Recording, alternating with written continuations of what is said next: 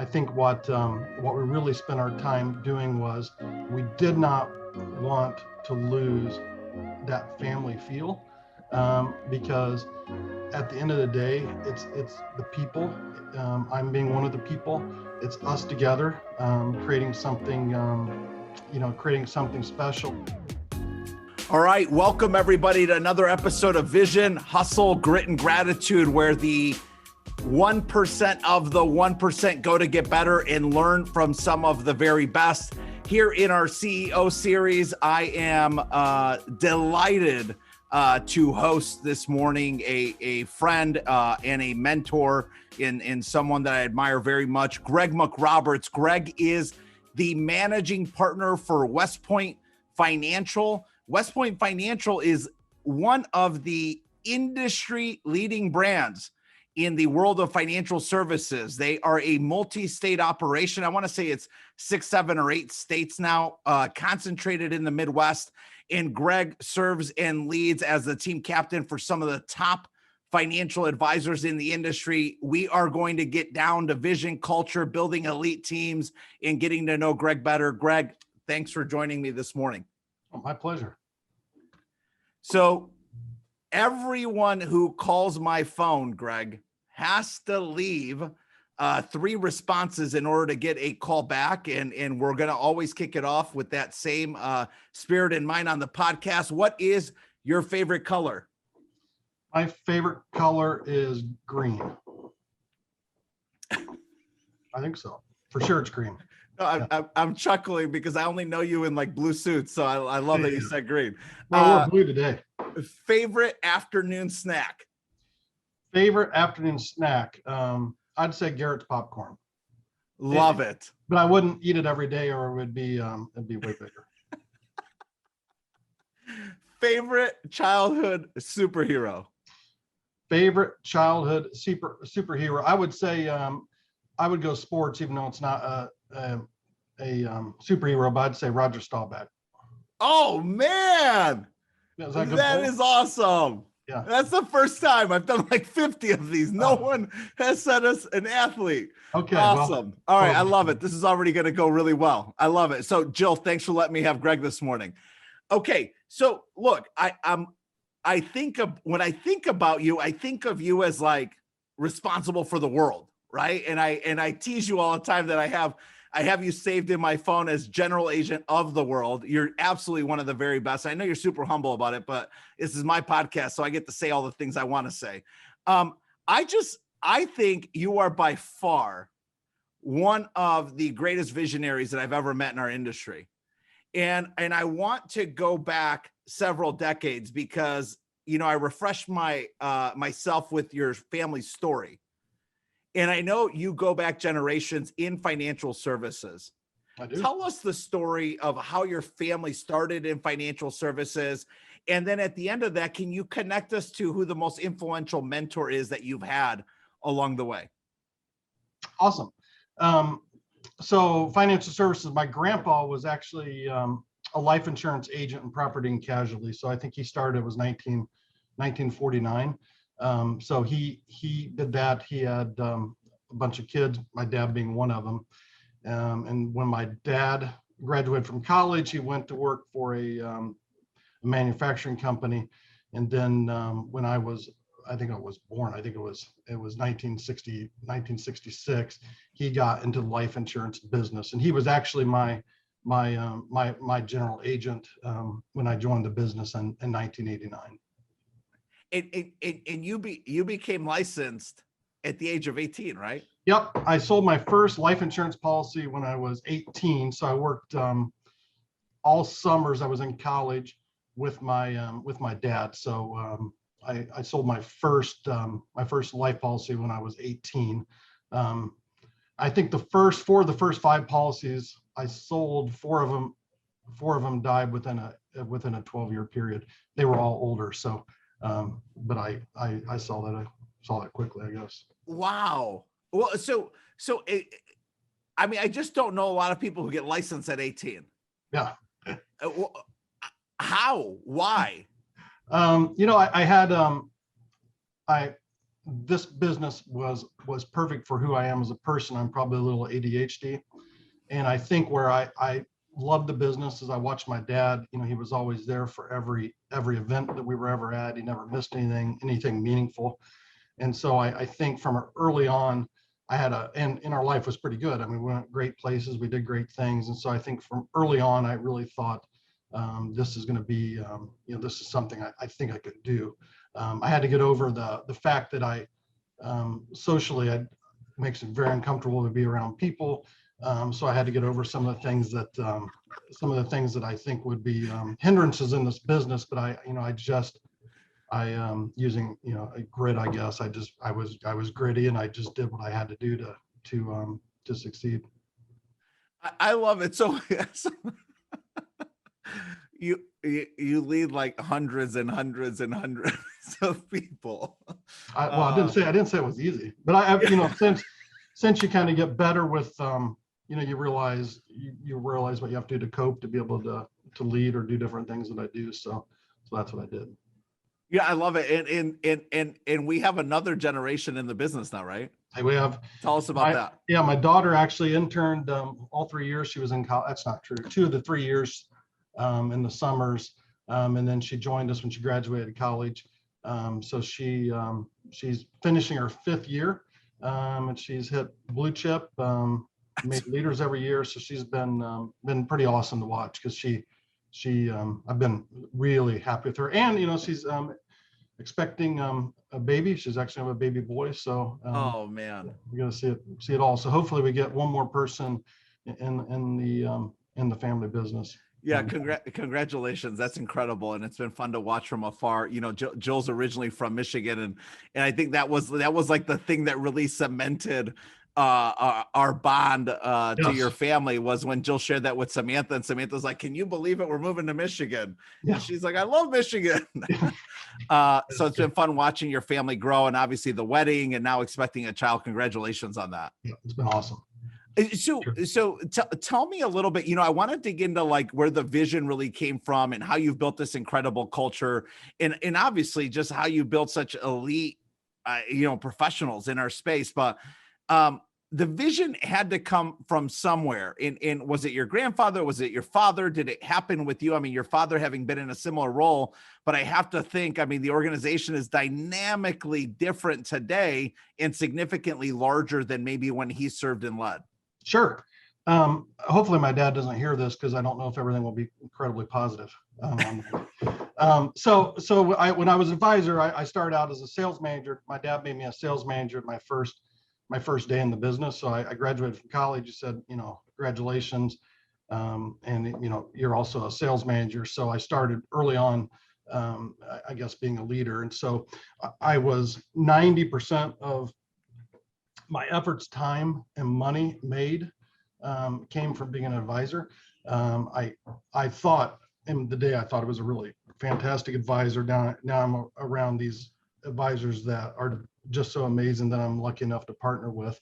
So I came in, and I kept being producer, and my dad said, congratulations, son, I'm gonna retire someday, and here you go. And we had about 10 advisors, and it really wasn't it wasn't the vision. I thought, I'll probably just continue to produce, because I did it. But then I realized I kind of soul searched. The first thing we did, it was called McRoberts and Associates in 1999. I renamed it WestPoint Financial Group, because I really wanted, it wasn't about the name, it was about the people and a common vision when we want to win together. So in 2002, I took 12 advisors with us. We went to Minnesota Life or Securian. I was there 3.5 years, and I learned in that 3.5 years sort of everything I needed to do to be a leader, both good and bad. I lost a lot of money, but I learned really how to build something that was greater than self. And so my vision has always been, I think being an advisor is an honored position, and I think it's such a life choice and such a passion when you have the right people.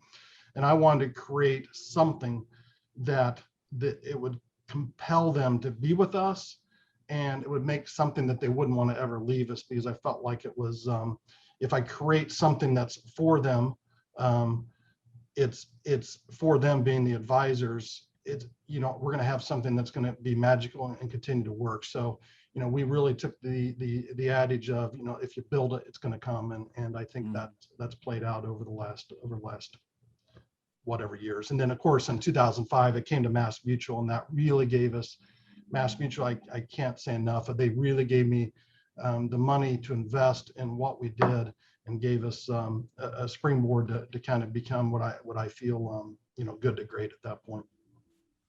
Yeah, I mean, I think from the outside looking in, it's been incredible to watch. I always tease you about the fact that nobody at WestPoint wanted to recruit me when I was at DePaul, graduating in 2000. And that's not true. I think we did. No, y'all were at the career fairs, and I know my name never showed up as like a key prospect. And so I chuckle because I've been watching WestPoint literally since 2000, since the year I graduated from DePaul in Greencastle, Indiana. And it's been amazing to watch what's happened. And I think so much of that has to do with this incredible vision you have, and the fact that you approach the business with such nobility and humility, to really be ladies and gentlemen serving ladies and gentlemen. And I was talking to some of my colleagues that I was having you on today, and that's what came up. It came up like ladies and gentlemen serving ladies and gentlemen. That's what it feels like when we experience Greg, Jill, his family, his key stakeholders. I mean, like Scotty Eckert, Josh Plank, guys that I have tremendous respect and admiration for. I mean, when did you know that the secret sauce was culture? Because we go into this pandemic 15 months ago, and I'm like, WestPoint Financial, I mean, they're social distancing and respecting that we're in the middle of a pandemic, but they're the gorilla glue that's really keeping this, like, their business together. And it's incredible what your culture has done during a pandemic, pre-pandemic, we'll do post-pandemic. Tell me about when you realized it was culture, and talk to us about the culture. Yep. So culture, I think the plus of being in a 12-person family-owned business, where I started, is that we treated everyone like family. Now, literally, Manny, most of us were family that worked there at that point. So we were a self-fulfilling prophecy. I think when we decided we wanted to grow and we wanted to become something special, I think what we really spent our time doing was, we did not want to lose that family feel, because at the end of the day, it's the people. I'm being one of the people. It's us together, creating something, creating something special. And I think as we've grown, we have 35 people in 2005, and we'll have 450 by year end. I think it's you can't ever forget the people, because that creates a culture.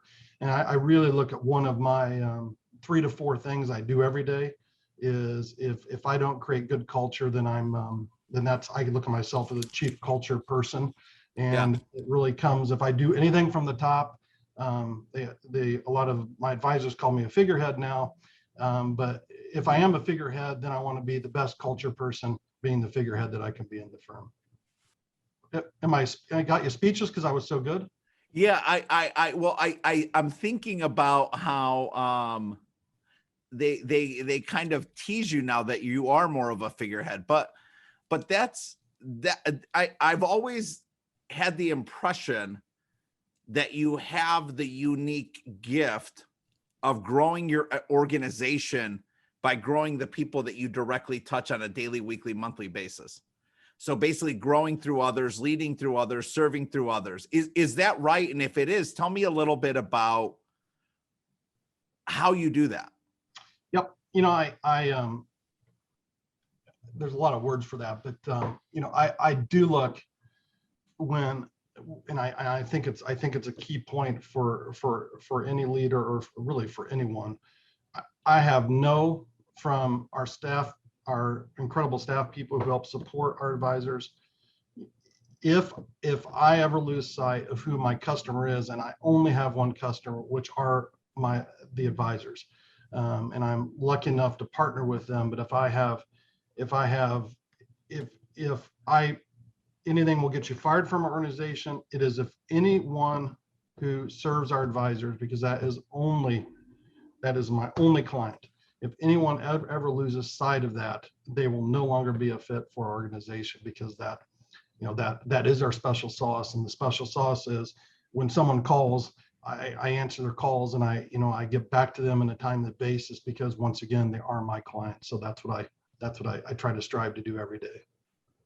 Yeah, I love the fact that you said that. I remember years back, I can't remember what conference we were at. I believe it might have been you addressing the GAX, but there was a comment you made about, doing the things you say you will do. And it could have been 3 years ago. It could have been 8 years ago. So forgive me for not recalling, but, I think of my experiences in watching Scott Eckert and going through the AAX chairs and leading this massive organization nationally, and guys like Josh Plank. My impression from the outside looking in is that a key part of your culture, whether it's spoken or an unspoken understanding and standard, is doing what you say you will do. Can you talk a little bit about that? Because I just feel like 90% of what's wrong in our profession is that people say they will do things that they never execute on. Yep, I can expand on that. So I think what's hard in any position is I'm not always going to agree with anyone I partner with. I'm going to have disagreements, and they're going to have disagreements with me. So I think the word no, there's some things I can do, and there's some things I can't do. And I think no is sometimes a great answer if it's the right answer. So I strive that when I do any kind of any compensation package, anything I run through the organization, if I say it, we're going to do it. And I think early on I struggle with, because I was ADHD, which you get better at that as you get older, or worse, I don't know. But I think for us, I have incredible staff people around me. So whenever I do things, that we get things documented, we get things signed, but saying that, we never have to look at those, because everyone's always on the same page. There's never a big surprise of, this is going to change. Because my favorite thing I like to say, rarely do I have a disagreement on money, because the advisors are aligned, and we're aligned with that. Happens 2 or 3 times a year where money even comes up, because that's, if we have the right culture, if I have the right support staff, if I have the right value proposition, everyone's in it to win. Yeah, and so there's no surprise that since 2008, WestPoint Financial has been recognized as one of the best places to work, right? In your own home state of Indiana. Yes. That has to be heavily influenced by the leadership, the stakeholders, the mindset to servant leadership, the vision, the culture. Talk to me about how you've built a boardroom of stakeholders who care as much, and maybe sometimes more than even you do, at times, about the organization's vision and its prosperity. Sure. I think first of all, it has to have a common vision, and we our vision was to be the premier financial services firm in the Midwest, and we started that. We really started that vision in 2008, 2009. So that's kind of what we woke up every day thinking we wanted to accomplish. And I think we have never allowed as a firm. I hate silos. Because I think silos create competition within your own firm, and I don't think we want to compete with each other. So I spend a lot of my time breaking down silos, and if I break down silos and we're all with a common goal or theme, then I know there's not to be competition with each other. Friendly competition is super healthy, But when someone's trying to win over someone else, we're not, that's not going to work. That's not going to ever work in our firm. And so we spend a lot. I've spent a lot of my time, Terry, when we merge with different firms, I find that there's always a lot of silos built, and it's not going to work in our organization. I don't know if I answered your question. I might have gone off on a tangent. No. I mean, you did.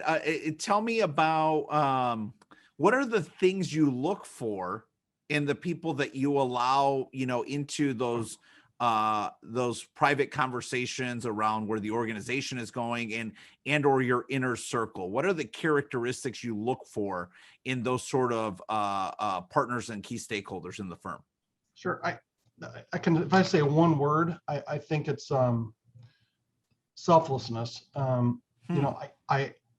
We want in our organization, our organization is a bit quirky, but it's, if someone is above self over the group, it's not a culture fit for us. And I have a way of saying that culture, if someone's a bad culture fit, they will not make it in our firm, even if they're fantastic. And that's what that's what the culture will take them out by themselves. So we spend, and that's what we live by. Both good and bad, right? Yeah, I mean, you're going on almost 20 years. I want to say WestPoint Financial and you serving as managing partner started back around 2002. Is that correct? That's correct. Yep. Yeah, you're going almost 20 years.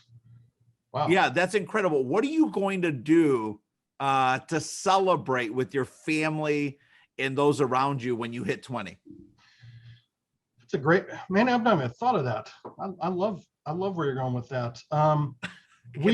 Can Samantha and I be invited? Yeah. My favorite place, I have a place in Tennessee that's my favorite place to go to. So that would probably, if I ever celebrate, that's probably where we would end up, for sure. That's awesome. Yeah. Today, so you mentioned the organization's around 450 people and growing. Sure. What are a few of the characteristics that WestPoint Financial looks for in either people that they add to their staff as teammates or financial advisors, aside or in addition to selflessness? Yeah, we obviously want moral and ethical people are key to everything we do. So I shouldn't even have to say that, but I'll say it because that's of course. We want, once again, we have to have someone that's a culture fit for us. So we interview people all the time that are fantastic people, fantastic, just doesn't really fit our mold of what we're looking for. So we're big into cultural index, so which is a profile. We can look at a profile. So we're big on when we have a team adding a staff member, we actually help interview and hire that person, but we make a lot of the decisions we do as a firm as far as staffing goes, and advisors really on what that cultural index says. Not to hire them or not hire them, but it gives us it gives us great direction of what we think they're going to be like and how we need to work with them. So that's been a huge help for us. That's super helpful to know. So I want to pivot a little bit to how you've continued to grow at such an aggressive rate in one of your most recent expansions, which was really becoming the new head of the Chicago market. And it might feel like old news to you, but it's still relevant.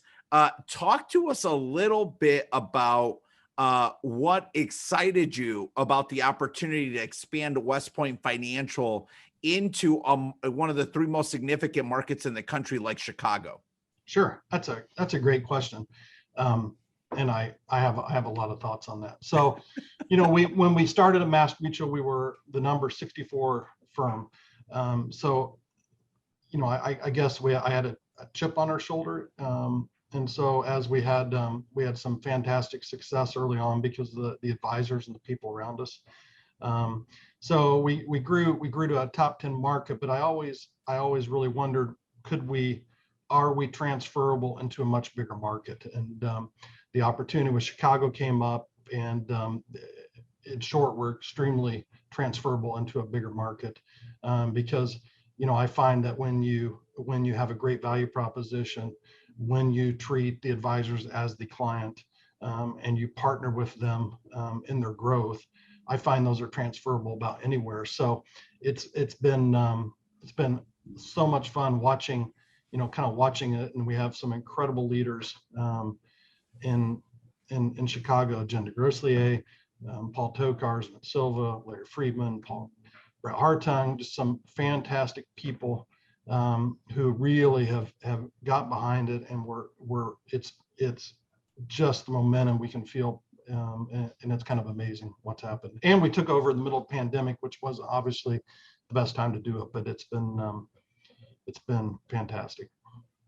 Yeah, so I mean, I think that's what I was thinking about, and I'm glad you mentioned that, and you went right into sharing a few names, and I know there's many, especially having come from Chicago myself a few years ago.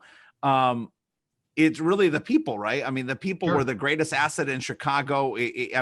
With all respect to the brand of MassMutual in that marketplace, I mean, you have some incredible people. I definitely think of guys like Brett Hartung and Vinny Silva and Paul Tokars.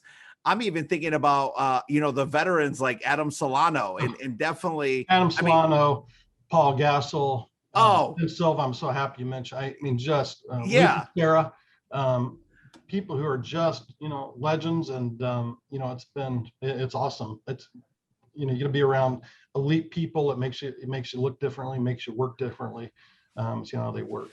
Yeah, 100%. And I think of even like some of my favorite additions to the industry, like Dr. Patricia O'Brien. I'm like, who is a physician for 3 decades of their life and one of the most intelligent people on the planet, and then chooses our profession, after a career in medicine? And just what an incredible organization. And Johny Green as your chief growth officer in Chicago. I mean, what amazing. A multiplier Johnny G is. Yeah, amazing. It's been so much fun. And it was hard because, back to culture, Manny, part of our love and feel is where people feel that energy around us. And I think where the pandemic was so hard, some of our best traits as a firm, we couldn't share. We couldn't do a gala. We couldn't do our QB meetings.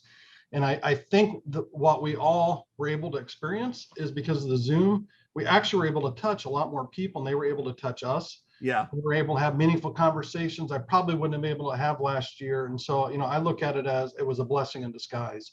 And it just makes what we're going to do going forward even that much more sweeter.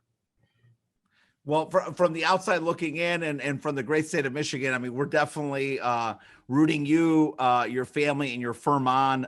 It's just an incredible organization, and I'm just smiling ear to ear, thinking guys like Brett Hartung and Paul Tokars. I mean, those are great guys, great financial advisors, and just what a treasure it is for you to serve and lead Chicago now. Congratulations on that. Awesome, thank you. When you look at that, is there anything that you'd say, gosh, I wish I would have done that sooner as I took over a market like that? Were there any lessons, not regrets, but just things that you thought, man, we should have got to that sooner? Yeah, not so much with merger. I was actually being philosophical. Please. I was reading and meditating, I don't know, a week ago, and I think the regrets I've had, it's not the recruit that got away. I think the regrets I've had is when there's been a culture diversion, and I didn't act soon enough. I think procrastination's a killer, and I pride myself in not procrastinating. But I think when I look back at some of the regrets we've had, it's procrastination, knowing decisions I had to make that might have been heavy decisions, but they were the right decisions, and they were right 3 months before I did it. And so I think that's when I look back of things I wish I would have just done quicker, because sometimes when you procrastinate and you push off a decision, that's heavy, it creates a much more bigger issue than you'd have done if you'd have been proactive. great share. How often are you leading on the veterans like Lee Clore and Joe Blake and Brett Hartung and Adam Solano and Amy Longabaugh, Jen DeGrossier? How often are you leaning on these 15, 20, 25, 30-year veterans to help you serve and lead? Because you're a traveling man these days. Sure. I mean, you're covering 7-8 states. So how do you leverage serve and lead through the veterans? Yeah, first of all, I have Marianne Spear, I have Matt Milburn, Jack Hediger, people who, Gary Sumas, Michael Satcher, who have, I could not lead the organization with them not leading a piece for me. So, I look at a lot of my job back to culture. So I was in Milwaukee Monday night, had a breakfast yesterday morning at 7:15 with the women of WestPoint in Milwaukee. At Madison, was in Madison last night for dinner. My thing is hearing the advisors, working with advisors, partnering with advisors, and I actually, our top 50 advisors are on my rotation. I meet with every 6 weeks. I actually stole this from Dave Porter, and I make sure, because what happens, Manny, sometimes as you get bigger, you forget that you might not talk to your top producer in 3 or 4 or 5 or 6 or 7 weeks. So I just wanted something where I knew it's going to happen every time. And so I do a lot of that because that keeps me in front of people. Yeah, that's who's the key person that makes sure that in the organization that helps you keep on task to the strategy you've set for the year? So Marianne Spear is our chief operations officer. So she runs, I wouldn't be where I'm at without her. And my CFO, Mike Hutchison, they've both been with us for since the beginning. She helps run the organization. So when we merge with other firms, she's the one running the systems and all that stuff. So I always have a rule: anything that's administrative, I don't ever want to think about it. I don't ever want to touch it. That's them, because that's going to take my vision away from what I want to have happen on the advisory front. So, she runs all of that for me. And I have an incredible person who schedules my life, Kayla Hirschfeld. She is amazing. I often wonder how I made it without her, because she has kept me on task. And when I get off the road, she'll bring me right back on, which I certainly appreciate. Yeah, I have to tell you, Kayla had been an absolute delight to work with in coordinating, getting us together today. And our team, my right-hand person, Alex Joint, shared that as well. And so shout out to Kayla. Great job. And very thankful that you're there on Greg's team. Yep. So I know that you're tight on time today. I have to go here. Jill McRoberts. Sure. You're trying to get me to cry now? No. I remember your outgoing speech after your service as the president of our association, which we're all thankful to you for. Especially now being a chair, I'm like, I couldn't even imagine going through those chairs. But I remember, I vividly, Samantha and I were sitting together and she was crying. I vividly remember your conversation about Jill. Tell us about Jill.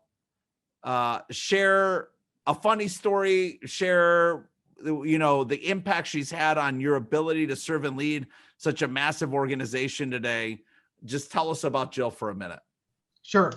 That's pretty easy. So high school sweetheart. So we started dating when we were 15. So it's been the only person that really, she's been it for me. The sun and the moon, I guess. I think we always marry opposites, and I think for sure in this situation we are. She's a CPA. I obviously was. You were not. I was not. That's good. I was a salesperson for sure. Which, by the way, that's the best sales I've ever had in my life. So I think I always go back to, I think she, obviously we would never be anywhere without without an incredible spouse beside me. So I mean, everyone has that, but I think she is in so many ways kept me on the right path for the firm, for us. And I always appreciate her with that. But the thing that always makes me laugh, so many times I've met a top advisor for the first time, or when MassMutual, when we talked about these mergers, so many times they're looking at me like, it seems pretty, this guy seems all over the place. And so many times she comes in, okay, I get it. Now I get him better. So therefore I think I like him. So I've had that said at least 30 times in my life, which always makes me feel a little bit bad. Like, am I that odd? But I think maybe I'm a little bit odd, and I think she's that good, is what I would say to that. She is that great. Yeah. She is that great, man. Hey, from the outside looking in, man, we're loving all over that. I mean, it's just an incredible story, incredible family. Love watching all the success, but at the end of the day, like I think about, like, you know what? They're just happy. Gotta be happy. Screw all the rest. I'm watching these stories play out. Social media allows us to feel more connected to people than we might really be. Sure. But when we watch the McRoberts story, it's just happy. And I appreciate you saying that. It feels, I feel very no blessed. doubt, brother. Yeah. Yeah, it's a blessing, man. We're super pumped for you. I mean, I love how you keep just crushing and dominating everything. And I think at the end of the day, sometimes, these conversations get really philosophical. And then there's also times where they're not. Today was kind of in the middle. And what I love about it, you are one of the most authentic and real humans I've ever known in my entire life. And one of the greatest mentors and coaches I ever had in Bob Tyker, his 5th rule was, I will never judge anyone. And I'm not saying that you don't, but one of the things I admire most about you is just how welcoming and inclusive you are to everyone I see you interact with. And your generosity of your time, which is your greatest asset, it's virtually unmatched. And I'm super thankful to have you in my life in the small ways that I do. And what a blessing you are to MassMutual, to the advisors, and to the hundreds of thousands of families that you impact through the work that you pour yourself into every single day. Shout out. Is there one person that you did not mention today that you're like, you know what? I want to give a shout out to this person. Manny, I was actually gonna give a shout out to you. Is that okay? Is that good? Yes. So, Manny, I've watched you. I've watched you work. I watch your passion. Your social media. I love the vision that you have, and I think all of us can have I can have a very average vision, but it's all about execution. And I watch you do that. It's I don't like doing these kind of things because I keep my they make me nervous, but I would do it for you because I think you light up a room. You partner with your advisors, and I think that's an incredible thing to have. And I think you're gonna dominate whatever where you're at. And it's been because you're a next door neighbor state, and it's been so much fun watching you do what you're doing there. Thanks, brother.